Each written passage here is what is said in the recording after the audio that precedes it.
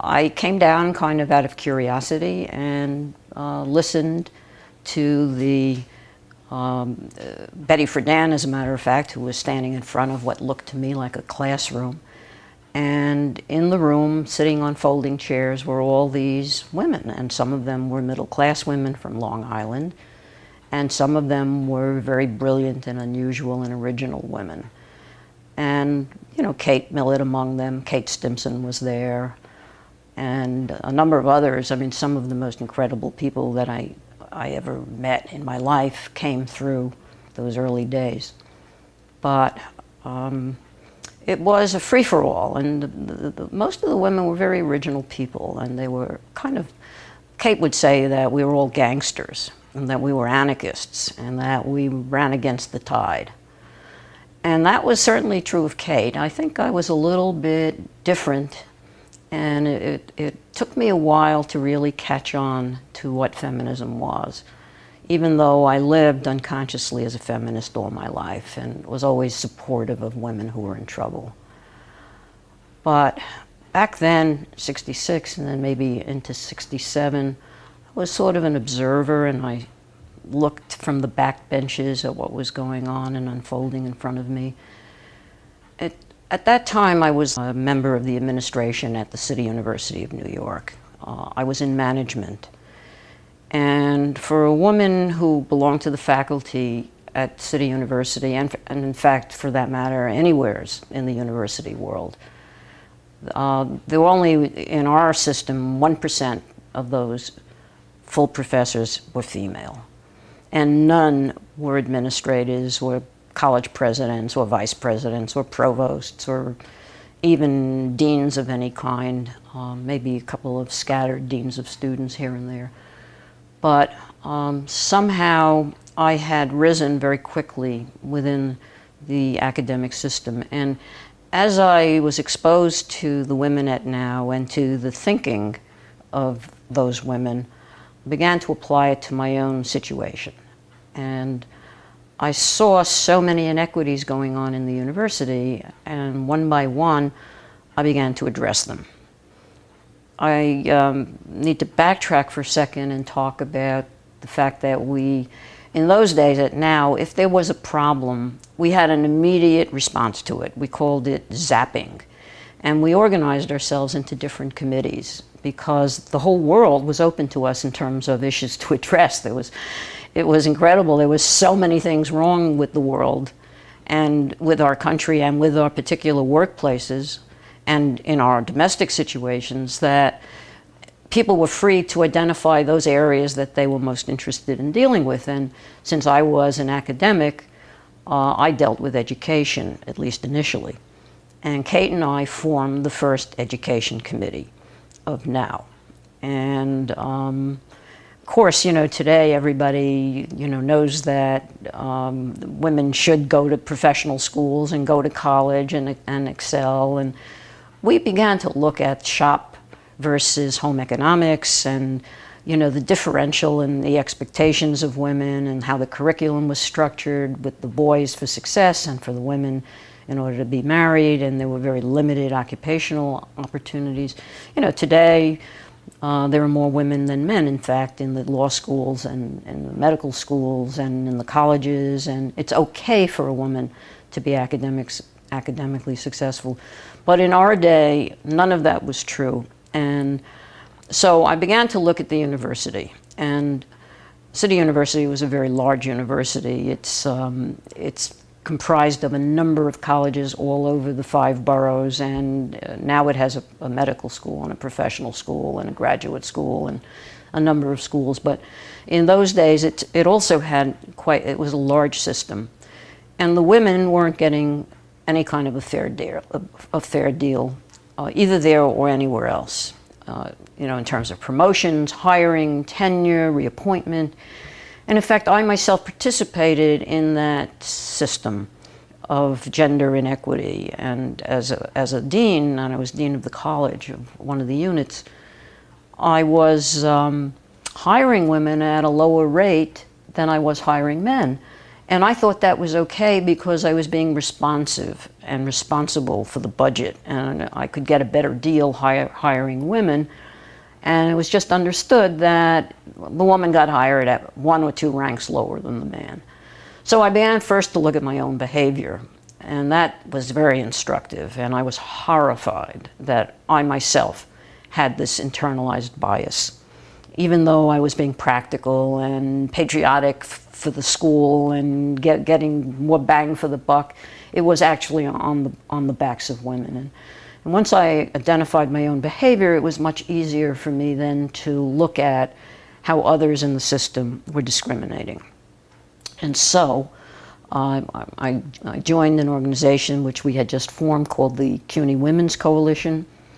We instituted a class action, first of its kind, very large one, against the City University on behalf of women with respect to 12 causes of action, which we settled very favorably for women and transformed the university, and many of the other colleges throughout the country used it as a model for their own litigation and so on. One of the first things that I did in using my management background and my influence within administration was to convince the president of the college that I was working at to buy a house, which we used as a women's resource center, not only for the college, but for the community. And people could come in, women could come in and get counseling for jobs, or if they had some problems domestically, or whatever gender-specific issues that they had. And this was such a unique thing. It was actually a private house right off the campus, that we had visitations from people in Congress, and it ended up being written in the congressional report. The idea of a women's research and resource center was very different. And that really sort of focused the university on this issue, since it got so much attention and interest. I went beyond that, and I became interested, not within the university, although later, and I'll tell you in a minute how, the issue of violence against women was troubling to me, because I grew up in a slum neighborhood and surrounded by violence, and in my own personal life I experienced some of it. So one of the things that I did was to bring the feminist sensibility to the university with respect to that issue. And so the first thing was to write a policy against sexual harassment. And that policy was very important because we had many professors who were taking advantage of students, many administrators, male administrators taking advantage of people who worked for them, many male faculty members who outranked the female faculty members, which they routinely did, who took advantage of them.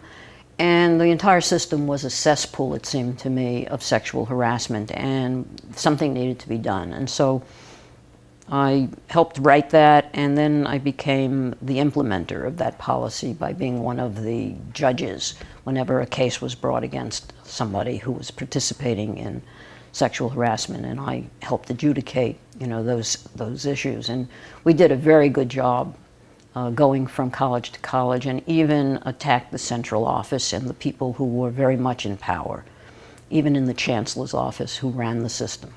So that was one of the issues. And a second one was domestic violence.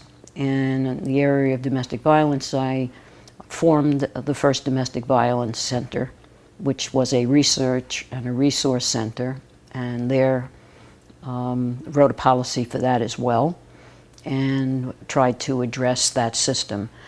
And there was, at the time, one woman who had been murdered at CUNY by her husband, and that brought it home. It brought it right into the university. And so I did a lot of work on that. And that center was formed at John Jay College of Criminal Justice, which is where I was working at the time. And I also then worked with the FBI at the same time in a couple of think tanks to address the issue of police who participated in domestic violence. And we wrote some policies and so on. So I was able to kind of broaden out both from where I was working to other areas. And also Mayor Giuliani then put me on his commission to combat family violence, and I served on that for about 8 years. And between that pulpit from the mayor's office and from the John Jay College of Criminal Justice pulpit, I was able to have a kind of national reach and did a lot of media work on that. And then it became apparent to me that women were not just the victims of violence, but they also participated on the other side of it, meaning that they were incarcerated for violence. And I became involved in prison issues, women's prison issues, and dealt with lots of high-profile women who were accused, in my view, unjustly, of mainly homicides. And a number of them were quite famous. Or even if they were guilty, they were not as guilty as their male partners who had instigated them into committing these crimes. Or I dealt with the issue of excessive sentencing or disparate sentencing between males convicted and incarcerated for the same crimes as the women, but who got a better deal. So I became very, very involved in the issue of women's prisons and women prisoners, and I found that that was one of the last frontiers of feminism that had been unaddressed, and thought that that needed some attention. And I've given that a lot of attention over the last 20 years or so. And again, done a lot of media, and am right now, in fact, putting together a documentary on one of those high-profile inmates. Big problem was that the public was so morally outraged by the relationship she had that they focused on the sin and not the crime. And I think she was punished for the sin and not the crime. I think so, too. Thank you both for being with us. Thank you. If a woman is imprisoned for a crime she didn't commit, then it seems to me a better use of my time to help her get out of prison and reclaim her life. But that's my own perspective. That's always been my perspective, you know. I mean, I agree that you have to do certain things generically, and I did. You know, we had a class action, and I did write and implement policies and all of that. But I think that you also need to remember always that women in trouble because of their gender, women who are raped, women who are sex trafficked, women who have burqas put over their heads, women in trouble, period, need help. And the only way to do that is to get down and dirty, which is what the early feminists did. And we were all volunteers, by the way. I mean, today, being a feminist can be a profession. And the women's studies programs, you know, which I participated in helping to form in many places, and I always supported, have become a business and an industry. And I can remember talking to Kate Millett and Robin Morgan. This was many years ago, and they were remarking about, and this was maybe 30 years ago, so you can imagine what it's like today.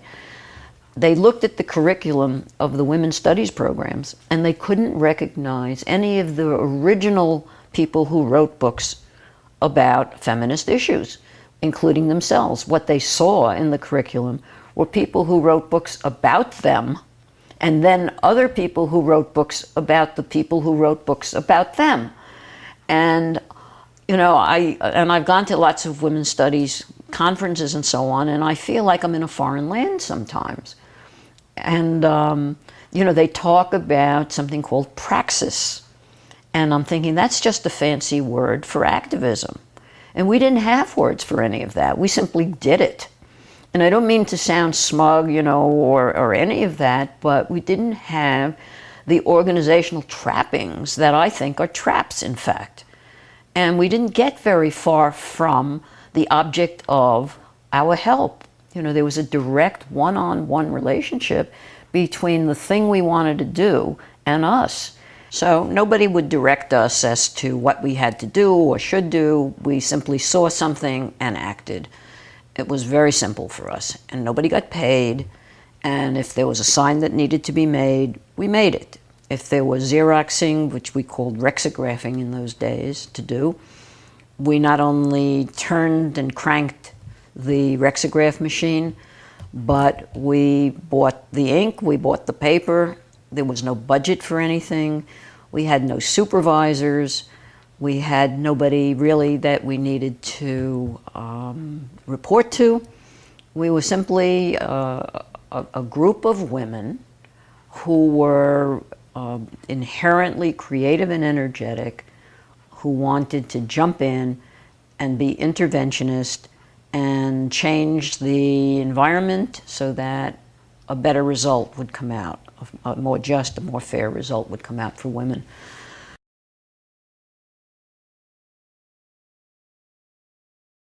Now, the now that I see today is so different from the now at the beginning, in the beginning years, that it's almost, for me, unrecognizable. In those days, the formal structure really was fairly non-existent. We behaved very spontaneously. Nobody had to give us an assignment or tell us that this and this was a problem, and then, you know, we would then, you know, have a meeting and have committees, and, you know, none of that. It was, we would see an issue, it would be unjust, and as a matter of informal moral conscience, we would grab a couple of people, sometimes we'd have some discussions on the phone, and we'd go down directly to the center of the injustice, whether it was a judge who had done something improper, or a newscaster who had talked about a woman, actually a child who was raped, who should have enjoyed it. There were any number of issues that just kept popping up over and over again. And we would just grab some other women and we would go down and we would either picket or intervene or bring pressure or make a noise or make a fuss and make trouble. And that was what we basically did. We were troublemakers. And every issue needed to be spotlighted and needed to be highlighted, and it needed to be exposed. And of course that exposed us. And it exposed us to a lot of public ridicule and a lot of public insult and a lot of public misperception. And it was very easy to dismiss what we were, who we were, and what we were doing by calling us man-haters or bra burners or other diminishing, insulting kinds of appellations that were regularly hurled at us. And you know, even women, and maybe even especially women, were embarrassed by us, and they were afraid that anything that we did would reflect on them and on their loyalty to their spouses, to their employers, and so on. And so there was a lot of disowning by the public, and by the women in the public especially, of much of our behavior, which was misbehavior and acting out. And we were a very noisy bunch and a very raucous bunch, but there was a method to the madness. There was a focus to say, hey, look at that, that's bad, that's a bad thing that's happening. Everybody take a look, and we'll make as much noise and make as much fuss as we have to until you all look at that and do something about it. So we were really in the business of identifying injustices, gender injustices for the most part, that we also felt ended up being to the disadvantage of the males and the male gender. But in the very early days, you know, we were argumentative. I mean, it was an argumentative bunch by definition and by nature. And we argued with each other, of course. And everybody had different perceptions, and we were just learning feminism. We didn't, you know, we didn't inherit feminism the way today's females are given that legacy and the benefits of that legacy. We were inventing it. And the only foremothers that we had were the first wave people, which were the suffragettes. And they had very specific issues, mainly the vote, and some other issues.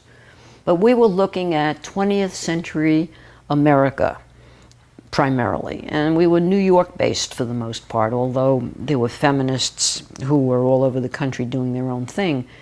But with the strongest group, the most cohesive group, were the feminists in New York. And they were a brilliant bunch, really a brilliant bunch. And it's also a mistake to say that we were basically white middle-class people. There were wonderful African-American women and others who participated in those early days. Audre Lorde, for example, comes immediately to mind, certainly Flo Kennedy and so on. But there was a class issue that was developing in terms of Betty Friedan, who was, of course, the face of feminism in the earliest days. Gloria later became the face of feminism, and because her face was so beautiful, both men and women embraced that face, and it really helped the movement a lot. But the first real face was Betty, who was a brilliant woman and a very tempestuous woman and an argumentative woman, and she had very specific views about how she wanted this to go and what she wanted us to be. And initially, her view was that the organization should be a national, like the NAACP, but for women. That was her initial view. And she started that around, some women in DC, and with Catherine East, who was at the time at the Department of Labor. And Catherine East, in that occupation, began to notice statistics in her office about the difference between men and women and how much salary they were making and how women were last hired, first fired. And she began to sneak these statistics out to Betty Friedan. And they began to look at that. And from those kind of subversive discussions, they then talked about forming an organization. And that became, of course, NOW. But Betty was a gift as well as a scourge. And she was single-handedly, I think, in my view, both responsible for beginning the feminist movement and beginning the gay movement, or the gay rights movement. One in a negative way and the other in a positive way. And her view was that she wanted us to be and to look respectable. And when you looked out at the women who were in the pioneer bunch, some of those women didn't look respectable and weren't respectable. And she was looking to recruit basically mainstream American women. And she wanted them to be attracted to this movement. And she felt that some of the lesbian women in the movement, who were among the most vociferous and the most active and the most brilliant and the most creative and the most argumentative, were a problem, and identified that problem famously as the Lavender Menace. So a civil war broke out very early on between those who shared Betty Friedan's perception of what NOW should be, which is an outreach movement to mainstream America, which would then, appeal to women across the country, and to get rid of or minimize those elements that would turn them off, and some of the gay women who were very much committed to feminism. And so, because she was discriminatory and dismissive and derisive towards those women, that caused them to splinter off and to form their own groups. So I say that Betty was, yes, responsible for the beginning of feminism, but also responsible for the lesbian movements and all of the splinter groups that fled NOW because they couldn't bear the idea that an organization formed on behalf of women who were discriminated against was itself discriminatory toward a whole cohort of women. And they thought that that was just counterintuitive, unacceptable, and they were not going to accept it. So that was a troubling beginning, and it took an energized group, and it diverted the energy to a second issue, not specifically feminist, but gay. Nevertheless, the extraordinary contributions of all of those women, can't be underestimated. And to this day, of course, and it became a global movement as well, and obviously is spread all over the world. From my view, we still have a long way to go. And some of the unfinished business of feminism, from my perspective, are things like sex trafficking, honor killings, the issue of Muslim discrimination and oppression against their females in the Muslim societies, things like that. Those are issues that I think we still have to address. But what bothers me about the bureaucratic organization of now, as it is in this form, in this day, is the lack, to me, of constituent services. The approach is really more policy, lobbying, Washington, D.C. based, political influencing, all of those kind of, to me, issues that are further and further away from helping directly a woman who is in trouble. Now, I understand that that those issues have greater reach, or whatever you want to call it. But to me, feminism always was about helping women and helping specific women. And if there were groups of women, then you helped the groups of women. But I really never thought that as an organization we should get too far away from that direct help for females who are in trouble by virtue of their gender. And that has been always the burden of my own work and my own perspective, which is, yes, it's good to write policies, yes, it's all these other things are good things to do, but not to spend your money on who's getting elected to which office in the central bureaucracy, money for contributions to political campaigns, all of that. I always wanted to see a much more immediate connection to people in distress. And the further you get into a bureaucratic structure, the more the money is spent on the bureaucratic structure and on keeping people in power and on leveraging that power and the dangers of that, which become self-interest and self-aggrandizement and status and all of that. And I'm not accusing anybody of anything. I'm just saying that's not for me my taste. When I first entered now, I didn't get what feminism was immediately. But once I got it, it never left me. And I do not understand feminism that doesn't help women, that only helps an organization or organizations.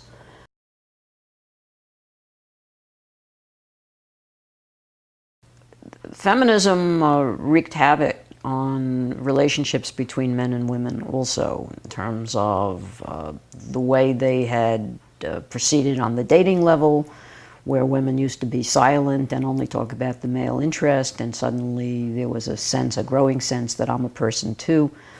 And at first the men balked at all of this.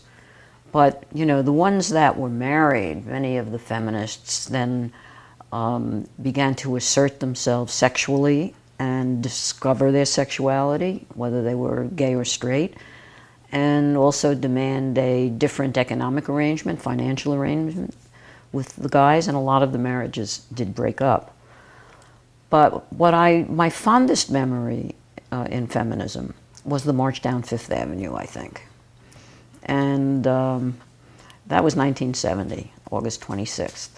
And we surprised ourselves. I mean, in early feminism was constantly surprising ourselves because we didn't have a sense of how far and deep it had reached the hearts and minds and souls of women. And we got our first reality check then. We had no idea. We originally were we got a permit only to march, and a reluctant permit at that, by the city to march on the sidewalks. And the size and the energy of the women who poured into the streets that day, there was no marching on the sidewalks. There was no containing those women. And the energy, and it was the most extraordinary experience to see how many people there were. And we were looking at each other in amazement.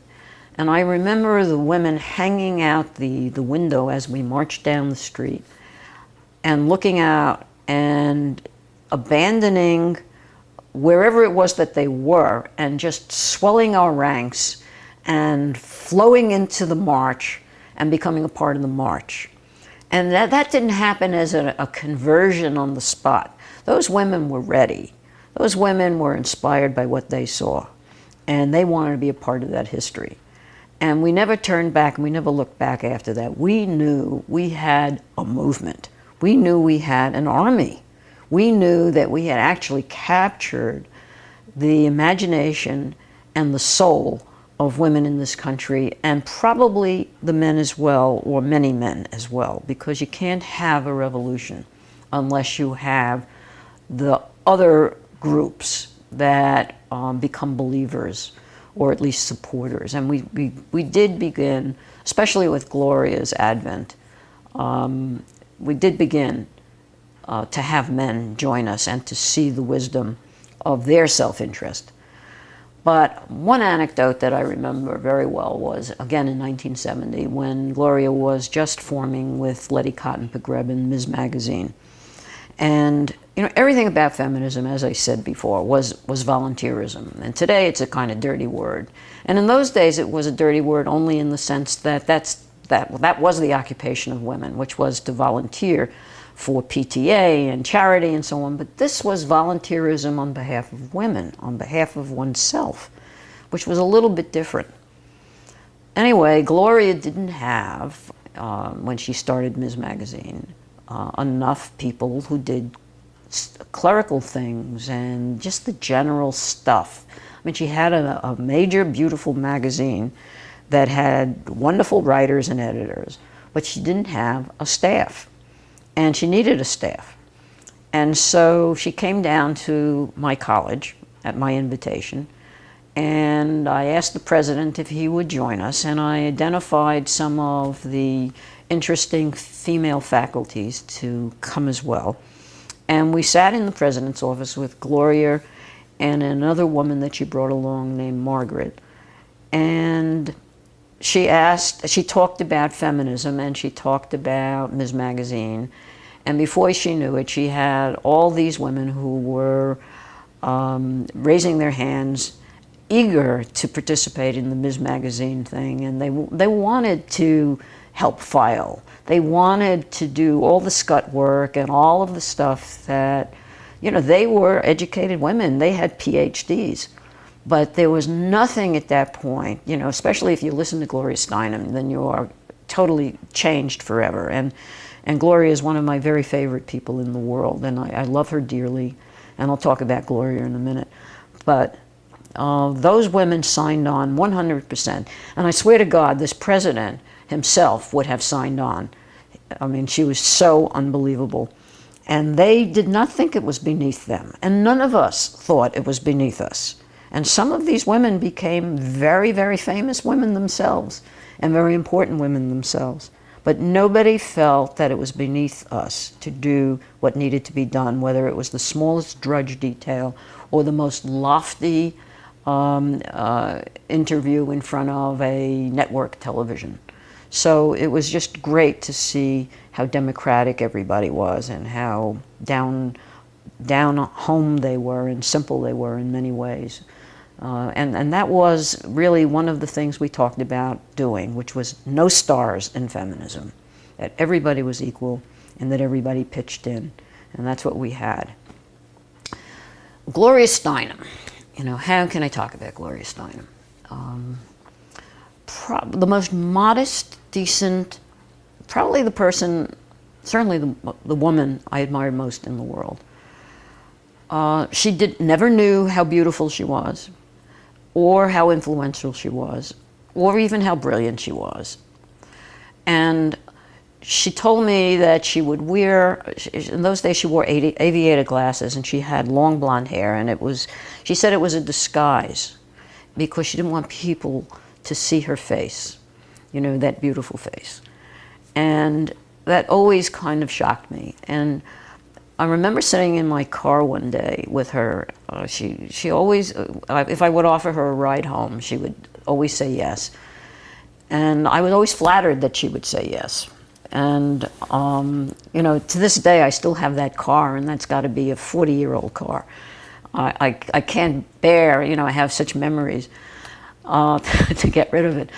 But anyway, I was sitting in the front seat of this car, and I was telling Gloria how much he meant to me, and she was shocked. I could see the shock on her face, and it was like a surprise that anybody would think of her that way, although she's got to hear that day and night from the whole world. And impulsively, she just, you know, gave me this quick kiss of gratitude, and I thought, she's grateful. My God.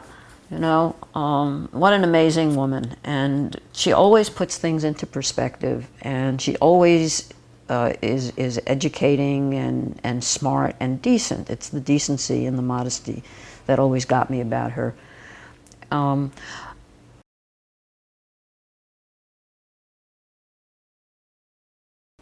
want to talk a little bit about the casualties of feminism, and that's not as well known. And, you know, I just touched briefly on marriages that broke up, but it was much more severe than marriages. Many of those early pioneers had nervous breakdowns as a result of the pressures and stresses that went on. And I'm not even telling you about the pressures and stresses that were extraordinary in those days. You got to remember, we were beating back against an entire culture that had been there for hundreds and hundreds of years. We were beating back against males who were very dear to us, husbands and brothers and fathers and sons. You know, we were fighting a world, and we were fighting to change a world, and that's a heavy burden in anybody's book. And there were women in that fight and in that struggle who fell, and some of them went mad or got sick mentally, and some were institutionalized. Many of them were very poor and never again were able to sustain a living or continue their education or keep their jobs, and ended up in poverty. And I remember going to a rent party for T. Grace Atkinson, who was one of the presidents of NOW and who was a brilliant, beautiful, and rising star in the early movement. And we had to get together and have a rent party to pay her rent. So a lot of the women ended up in great poverty.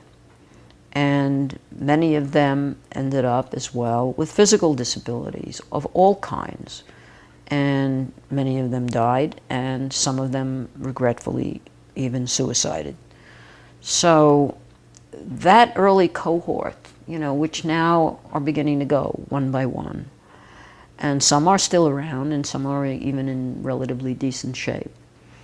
But those women did an incredibly heroic, courageous thing, which was to take on their loved ones and to take on the world and to put themselves at physical risk, at mental risk, certainly at career risk, with no expectation of success whatever, with just one burning issue, which was to improve the lot of women and to address whatever injustice came a female's way because of her gender.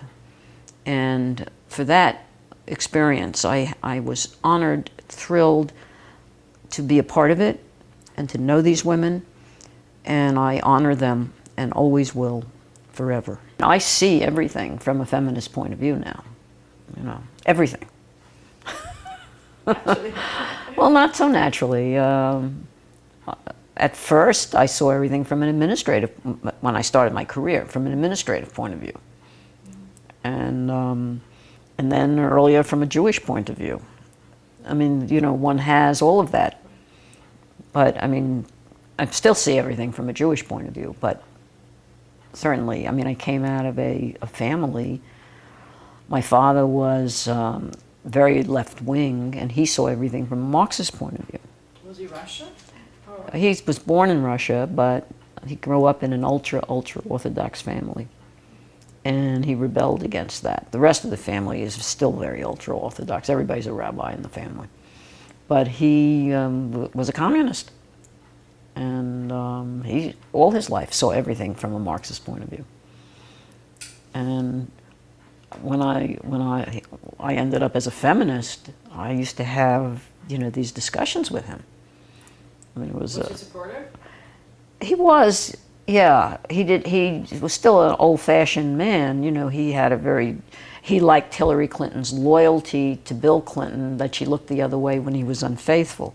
I mean, he still had very old-fashioned views, but he was supportive of my being an outlaw. That he understood. Not my mother. My mother hated it all, you know. But, I mean, I do have children, and they're great. They're supportive of everything that I do.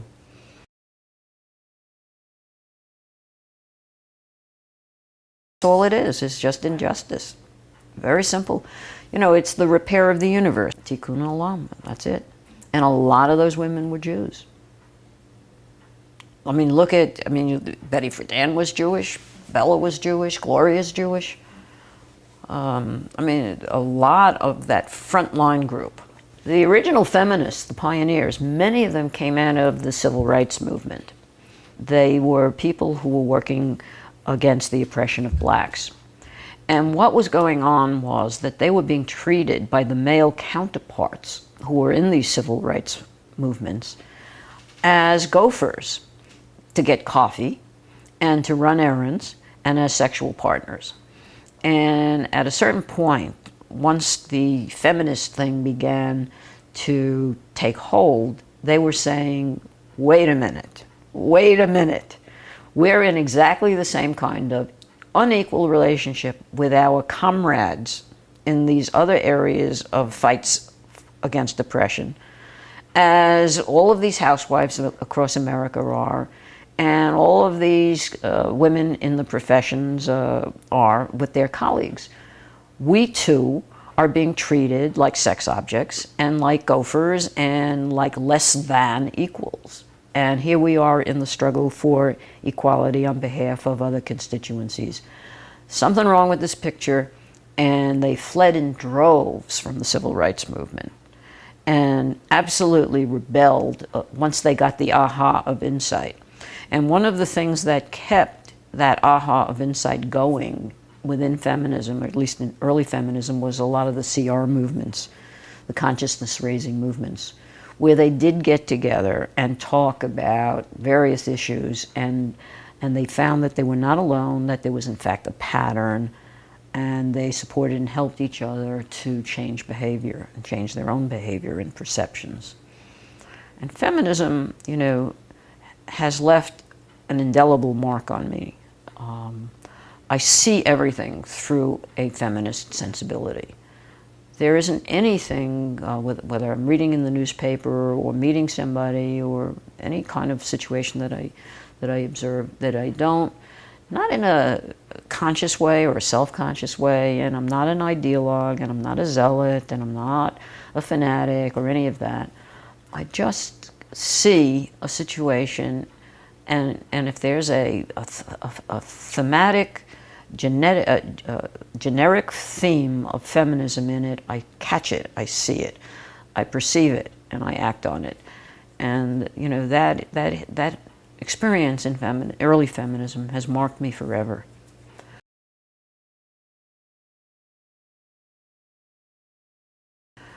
I'd like to talk a little bit about my friend Kate Millett, who was really, I mean, she didn't know she was teaching me, and as I said, we all learn feminism together anyway, and we relearn it every day as well. There isn't a day that goes by that there isn't, you know, some way to reinforce that in terms of our own perceptions and understandings and improve on it. But Kate did things differently than anybody I knew, and she was a very original and unique person. She lived in the Bowery, so that was the first thing. I mean, nobody I knew lived in the Bowery. And she was a female, young, attractive, in her early 20s, with a master's degree, and then eventually a PhD. And she lived among these winos and these bums and in the worst kind of condition. I mean, she had a coal-burning furnace. That was her heating system. And there would be a sack of coal at the bottom of these rickety stairs, which had holes and gaps in them and very dangerous. And anybody that came up to see her would bring up some coal on their way up and throw it into the furnace. And she had no money whatever, none. And she always looked very pale to me, as if she never got out into the sun. So at the time when I first met her, I was a kid also. She's a year and a half older than me. I was earning $4,000 a year as a teacher. And I had a convertible car. And I'd come and I would say, Kate, get into the car. You look like you need some sun. And I would take her out to Rockaway Beach, and we'd go swimming and we'd lie on the sand, and I would make sure to buy her food. She liked Chinese food. And sort of prop her up and feed her and nurture her and take care of her. And, you know, and in exchange, she really opened up a whole world for me. I mean, she introduced me to all the artists who were then not famous either. You know, I thought of Kate actually as a loser. She had nothing. She had no prospects, no future, no profession. And she was an artist and sort of a writer. And I didn't care for her art particularly, but brilliant and wonderful to be with. And we would go down to the Cedar Bar and in would walk Rauschenberg and de Kooning and Larry Rivers and Pollock, Jackson Pollock, and, you know, and we would say hi, and, you know, that was her neighborhood bar.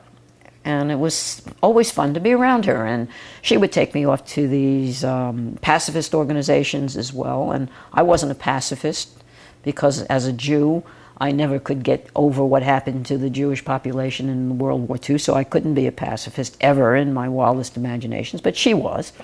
And it was fun to meet these women who I felt were all very strange. And so when she brought me to Now, you know, that wasn't a big stretch. It was just another bunch of quirky people that she knew, and I was open to it because she was open to it, and it was another adventure. But anyway, one of the things Kate did that sort of blew me away was at some point she went off to Japan, and she went to an artist's colony, and I didn't hear from her for a little while. And when she came home with a husband, a Japanese man. And because she was a gay woman, that kind of surprised me. But Fumio was a very diminutive man. He kind of looked like a woman in some ways. But she didn't behave like any other married woman I had ever met. And one of the things she didn't do was take his name. And so when you went to her Bowery apartment and rang the bell, Kate Millett was the name on the doorbell. Now, that to me, and I know it sounds like a small thing today because people keep their professional names, their maiden names, whatever, or even hyphenate their names. But I had never seen anybody who had the boldness not to take the husband's name. And this was, I don't know what, late 50s maybe? And so Kate remained Kate Millett. And she had this relationship with this guy who was himself an artist. And he came along with some friends. And who were his friends that Kate had met when she was in this art colony in Japan? Yoko Ono was one of her friends. And of course, at some point, John Lennon joined the group. And so Kate had this, bunch of very strange people. I always felt a little bit, I don't know, not awkward around her, but alien. Like either she was the alien or I was the alien. I was never sure. But when she wrote Sexual Politics, which was the Bible of the feminist movement, was the ideological underpinning of the feminist movement, one of the early books, they had a publication party. And the publication party was held at a place called CBGB's on the Bowery, which was a dive. Nobody holds a it just isn't done in a dive on the Bowery. And the publisher had sent a photographer down to photograph the event. I think it was Doubleday. And I saw this bewildered guy walking around looking at the invited guests and puzzled, who in the world can he photograph in this mob of crazy people? One woman was dressed like an Indian, somebody else was wearing tattered shorts. I mean, I can't even describe, bangles and spangles and feathers, and nobody looked normal. And he finally, flopped down at a table next to me and my husband and said, I don't know who to photograph. I can't go back to the publisher with no photos. There's nobody that looks normal to me. And and that was quintessential Kate Millett, And of course, when I have to laugh, today when I think, Kate was such a loser in my mind.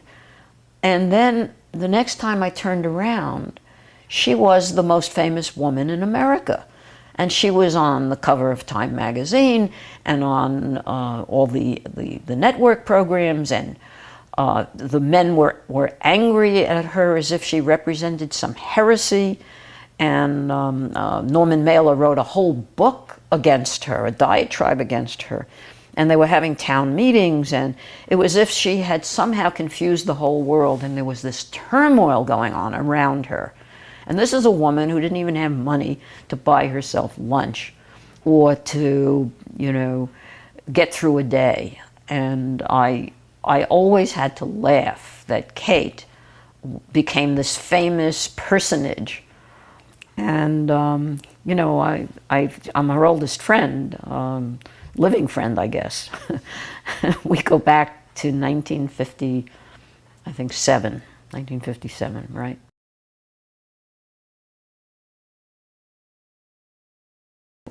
Rape, you needed to have an eyewitness to penetration in order to get a conviction on rape. Can you imagine that? I mean, nobody ever got convicted. If you wanted to know whether you were pregnant, the doctor had to tell the husband first. I mean, it was so retrograde. All of it was so unbelievable. All of it. I mean, we didn't even know where to start. There were so many things. But we didn't know that things were what was wrong. That was the first thing. We didn't know what was wrong. And it was only after talking to each other and sharing our stories that we began to see that this was wrong, that was wrong, that was wrong. And suddenly it was all wrong. All of it. That a woman had to be dumb in order to get a man. And a woman was entitled to have an orgasm as equally as a man was, and had a right to have him try to satisfy her and foreplay, and then we did this whole thing. There was something called Sex for One, that masturbation was okay, that being a lesbian was okay, that having a child out of wedlock was okay, that having an orgasm was okay, didn't make you a slut, that even prostitutes were okay, because marriage, after all, was prostitution. And there was this woman, I'm trying to remember her name now. She would hold the workshop classes, and the women would strip, and she'd give them a mirror and a speculum, and they would look at themselves for the first time. They'd never seen what they looked like. And would explain to them what the clitoris was and that it was a source of pleasure, and then she would teach them how to masturbate.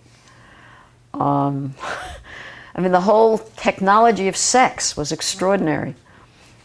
And we also were about what wasn't okay. Marital rape wasn't okay, although men thought that they were entitled to it. That it wasn't okay to rape a prostitute. that's not an oxymoron, that's not a contradiction. I mean, there were a lot of things. I mean, the whole world was open in terms of, and every day was a revelation. You know, as I said, I was in an academic setting, and what I learned by my own work environment and tried to change, and did a lot to change that environment. You know, when I finally left CUNY, it was not the same place as it was when I came. And women were college presidents now, and they were the department chairs, and they had, I mean, I even made the union change its policies because they were defending any male who was brought up on charges. You know, I mean, there was a lot of sexual slavery that went on in the university where a professor would take a student and say, I'm going to give you an F unless you sleep with me. And then she would, and then he would give her an incomplete so he could have her again the following semester. I mean, there were so many things going on in so many areas I didn't even know where to look. And because I was the highest female administrator, I had access to people. I had access to what the bylaws said. I could change the bylaws. I had the influence to make different policy things and to get on committee heads. I mean, all of that. And it was a totally different place than when I came in. As I said, only 1% of women were full professors. 1%, 99% were guys. There were no, I mean, it was crazy. So, I mean, I used my position on behalf of women, and I also did what Catherine East did. I would sneak the information out to my feminist colleagues, and I made sure women got promoted. I mean, that was horrible. And they didn't get tenured, and they didn't get hired at the, I mean, I knew what was wrong there. And then when I got into the wider environment, it's all the same. You know, the university was a kind of microcosm of society itself. And everywhere I looked, there was a problem. To this day, to this moment, my neighbor just got taken away in handcuffs by 3 squad cars of cops that came. And I know that her husband beat her up, and she got the blame for it, and they arrested her. And I'm in the middle of trying to deal with that. And I mean, there's not a day that doesn't go by where there isn't something I see, you know, and try to intervene. So, you know, feminism all the time, every day.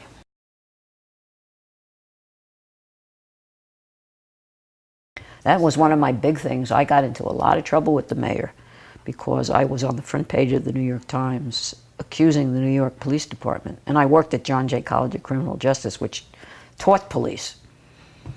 25% of police families are involved in domestic violence. So that means that the guy who gets called is going to side with the man, not with the woman, if he's himself a batterer, or his sergeant or supervisor is a batterer. And that's why I got involved with the FBI, you know, to try and change that. But anyway, 3 times I was on the front page of the New York Times talking and criticizing the New York Police Department. Also worked to change created an anti-stalking law in New York. Worked with that. You know, women were stalked and then murdered all the time. And we didn't even have an anti-stalking law in New York. And I mean, just so many things. So I'm looking over my lifetime, you know, like, it's not about lobbying Washington and getting close to the senators and the White House inviting you to a reception. I hate all that.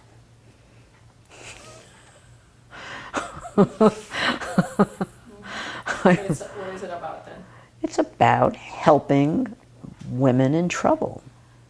You know, women who something is bad happening to them. And if you open your eyes and you look around, that's happening everywhere, all the time.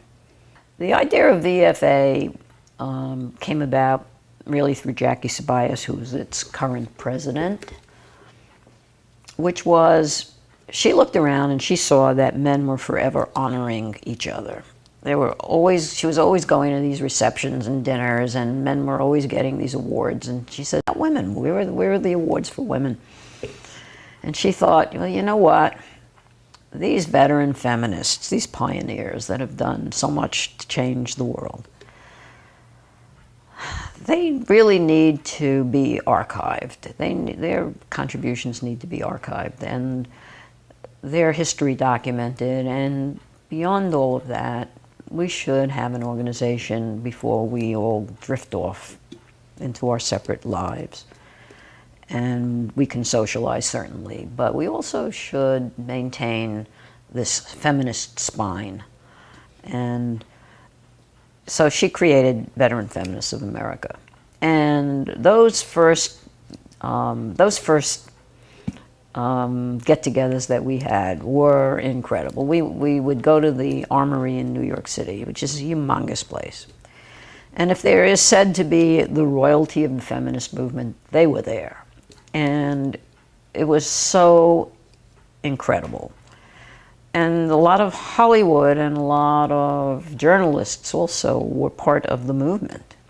Some of them came on, of course, later. Maureen Sanders was the first journalist, and she was part of the early feminists. But anyway, we would have these dinners, and we would give out, medals, and we'd have a lot of speeches. But they were just fun, and those were the special occasions. But generally, I mean, we had an organization where we kept in touch with each other, and it is important. It is important, and we document as much as we can. And we now have an archives at Duke, where the women have their contributions, and the VFA itself. All of those are put into the archives. And we try to now get together and reach out to lots of people and groups that were not part of the New York as well, which is what happened here in Florida. But the VFA is something that I always make sure, and we all made sure that we came to, because it was a way of keeping our memories alive. And I don't know if any of us had a better time, to be honest, when we were in early feminism. And it was just fun. And hard, definitely. Dangerous, certainly. Demeaning in some ways, yes. We all did it out of the fullness of our heart and spirit and soul. But it was, we all had to earn a living, of course, and we had families, as we all did. But what a time that was. What a time that was. And VFA is a way to rekindle that and capture it and remember it and see friends and colleagues and comrades in arms and so on. So I support the organization, as much as I can, and we all do. We all have great feelings for it.